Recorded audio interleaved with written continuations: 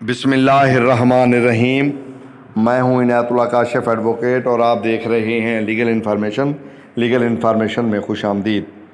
آج ہم بات کریں گے انویسٹمنٹ اور لون پر کہ ای او بی آئی کا ادارہ انویسٹمنٹ کیسے کر سکتا ہے، لونز کیسے لے دے سکتا ہے، اس کا طریقہ کار کیا ہے، اس کا قانون کیا ہے، اور employees old age benefits act 1976 میں کہاں ڈسکس کیا گیا ہے، قانون کیا ہے، تمام تر تفصیل آج کی ویڈیو میں۔ لیکن وہی حسب روایت استدا جن احباب نے چینل کو سبسکرائب نہیں فرمایا وہ کر لیں، بیل آئیکن کو پریس کر دیں، ویڈیو کو شیئر کر دیں۔ تو بڑھتے ہیں آج کے موضوع کی جانب۔ یہ جناب سیکشن 18 ہے employees old age benefits act 1976 کا، جس کا عنوان ہے، ٹاپک ہے investment and loans subject to rules کے تابع۔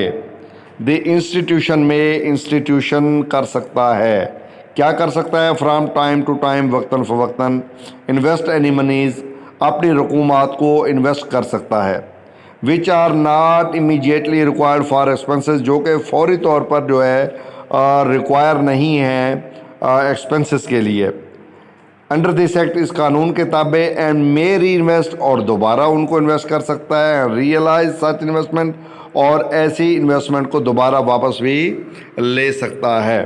اور اس کا جو کلاس 2 ہے وہ کہتی ہے، the institution may with the previous sanction of the federal government and on such terms as it may specify raise loan and take measures for discharging such loans.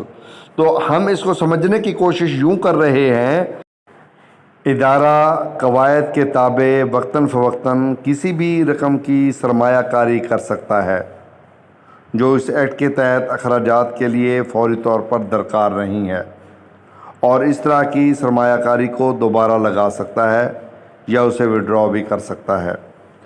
ادارہ وفاقی حکومت سے منظوری حاصل کرے گا اور ایسی شرائط پر قرض بڑھا سکتا ہے، لے سکتا ہے، بجٹ کی ادائیگی کے لیے اقدامات کر سکتا ہے۔